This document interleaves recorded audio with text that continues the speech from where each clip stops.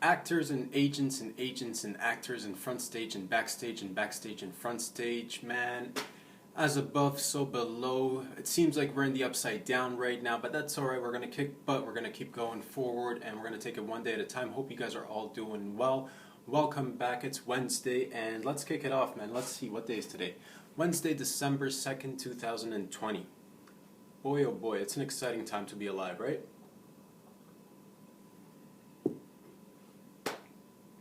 First things first, I want to remind everybody, here in Toronto we just started to get a little bit of snowfall, so slow down when you're driving out there because the roads are slippery, man. And when the weather, temperature, everything's changing, we need to adapt and change with it. Don't be driving the same way you guys have been driving in the summer or spring or fall for that matter. It's a different time of year right now, and a lot of collisions happen right around this time. When we get that first or second snowfall, people need to register that in their head and just drive accordingly, man. Chill a little bit.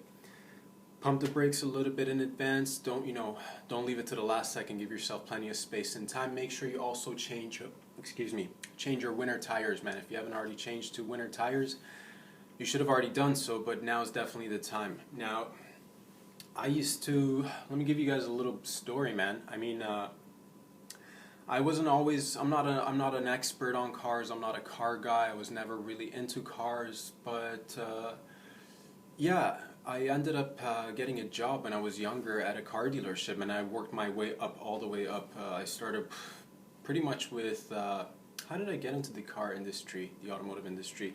Okay, I was a photographer, man. I used to take photos, and through a connection I found a job at a downtown dealership. It was a Lexus dealership, and yeah, basically I got a summer gig, started to take photos for their cars, help them with their advertising, and little by little, man, made great connections, moved, and eventually, moved around, got to know a lot, like management, the team, everybody, and started talking to everybody.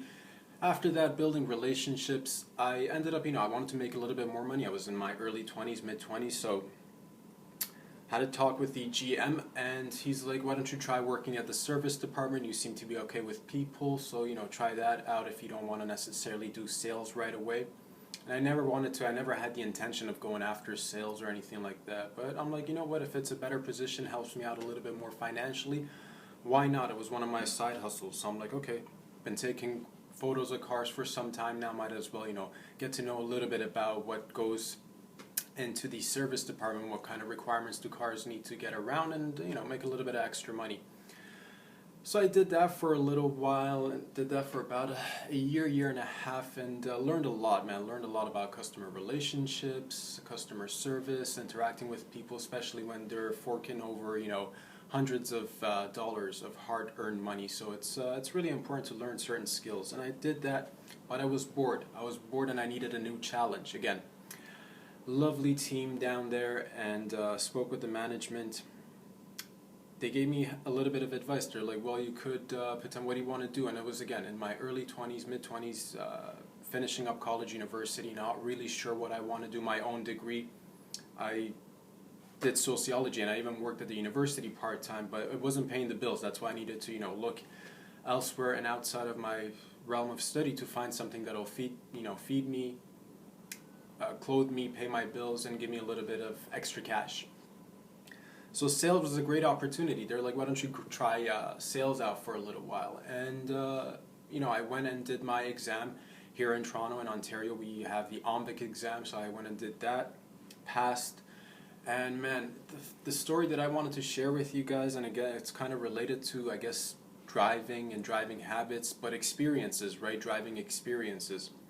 My first ever sale was one of my most difficult sales, and the lady was just, she gave me a hard time, man. She gave me a hard time. It took forever. Mind you, I was a newbie. A lot of it was on me as well, but it took forever. But one of the funniest things that happened during that sale, man, this lady asked me, let me give you a little bit background around, like, you learn a lot about sales, right? You learn it about people, you learn a lot because you have to build a relationship, right? Especially if you're selling cars or a home, it's a long-lasting relationship, several months, several weeks leading up to maybe several months, and then if they like you, they may come back. So and you'd like that to happen, so you want to build great relationships so people come back. But this first customer that I had, and again, not having any experience prior to that, she caught me off guard with a lot of things. First of all, when I was doing her paperwork, her finances, it was mind-boggling because she was, you could tell, she was, and I don't want, again, I love everybody, and I don't mean to even sound in any way like discriminatory in any way, but I'm just giving you a little bit of background information. She was of Asian descent. I don't know exactly which country. I'm assuming her ethnicity was Chinese. Her racial background was Chinese, which is cool, man. I love all people, but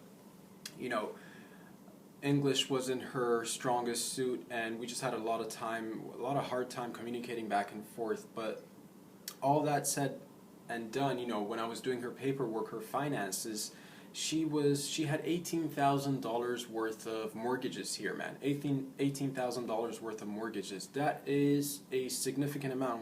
Because you got to ask a lot of questions, right? How much are you making? What are your income sources? And then afterwards you pass that on to a finance manager who will do their paperwork and get the financing done through the bank.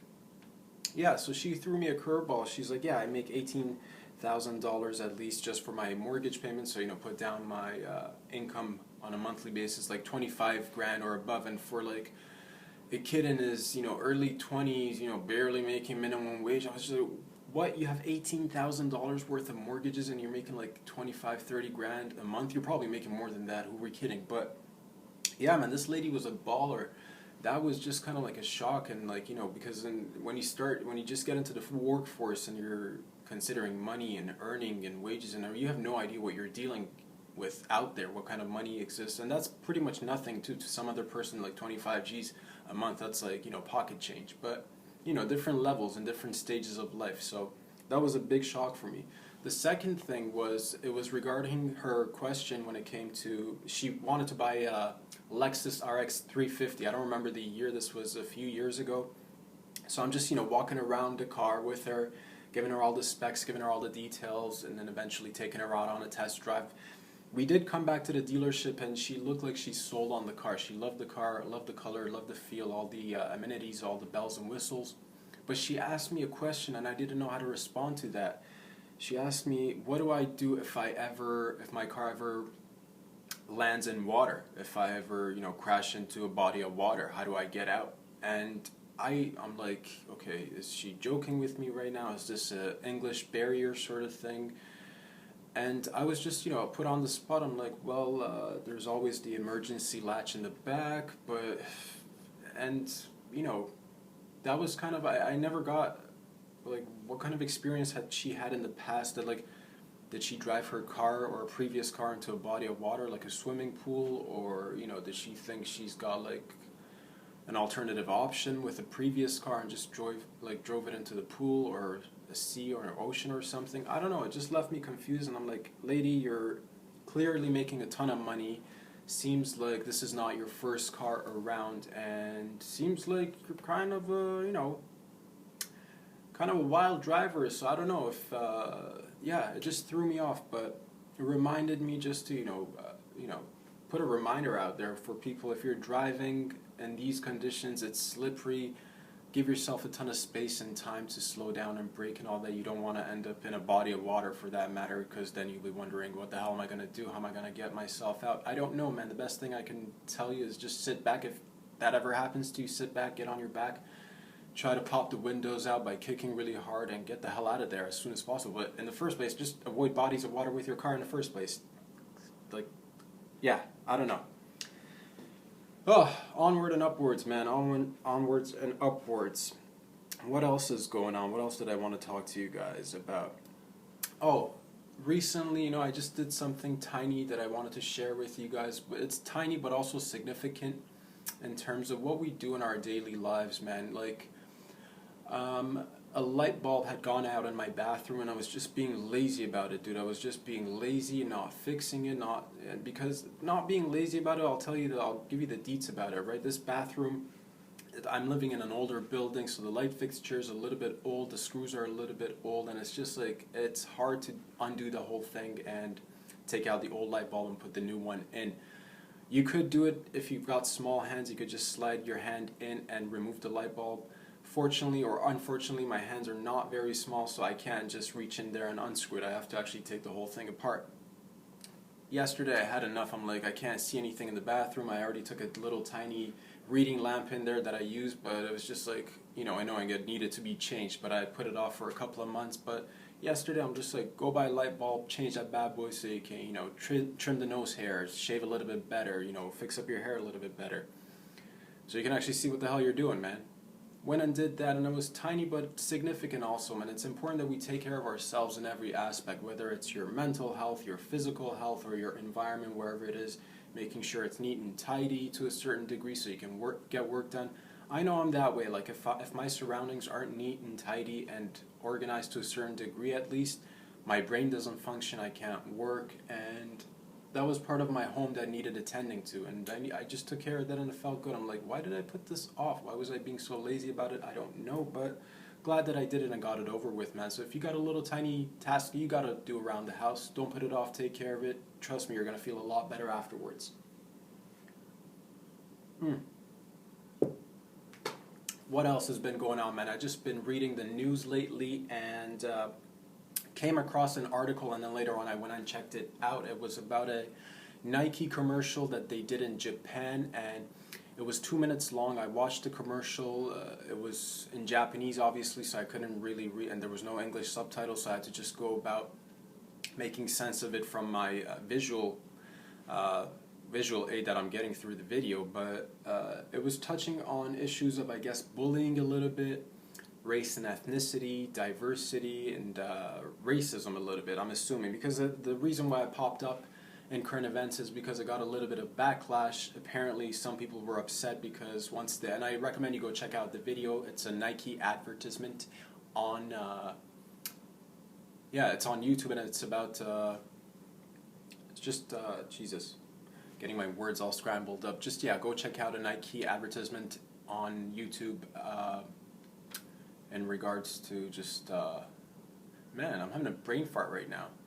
Go check out this advertising, dude. I don't know what to tell you. It's where do I want to go with this? Jesus. Okay. Lost the trail of my thought, but here we are. So people got upset because they're like, this doesn't really, portray Japanese society properly. We don't really have any racism issues here, and it made me think a little bit, because I think, I studied race and ethnicity back in the day when I was in university, and in my sociology classes. That was kind of my specialty. That was kind of the area that I wanted to focus on. It was an interesting topic for me, because I don't know, man, looking at me, I guess a lot of you guys may be like, he's a little bit, transracial or biracial or triracial, or, we just can't pinpoint exactly what race or ethnicity Robbie Rob is, but, and I've always been fascinated about that. I like the fact that I'm kind of ethnically ambiguous.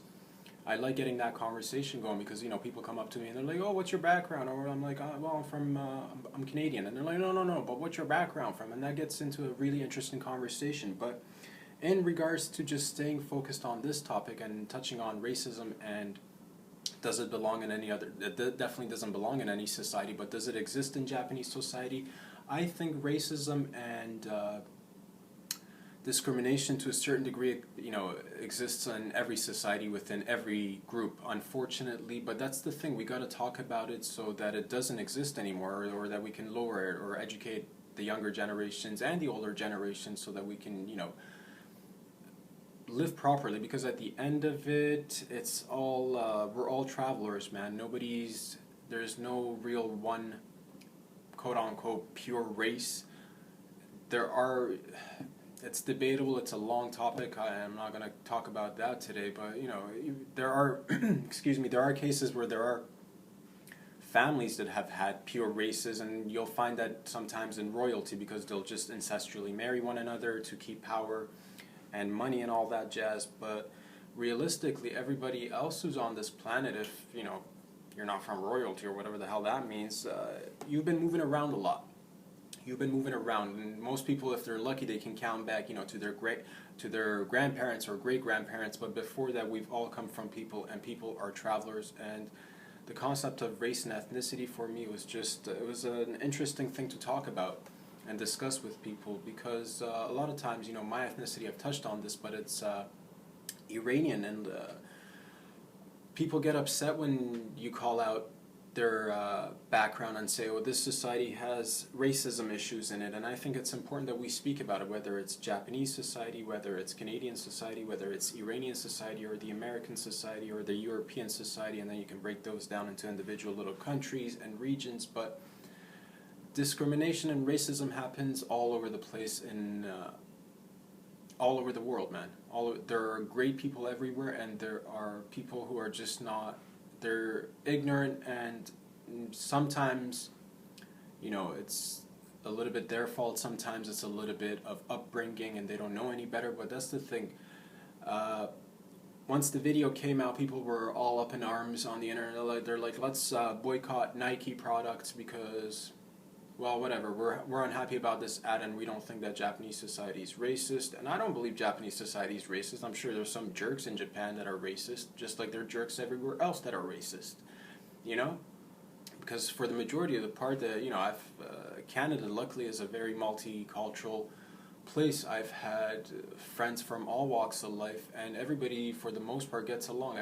Hadn't had too many interactions with Japanese Canadians, but I do remember having one Japanese Canadian high school teacher. She was our math teacher, Miss Koriyama. Shout out, man. Everybody in that class, we were about 30 students.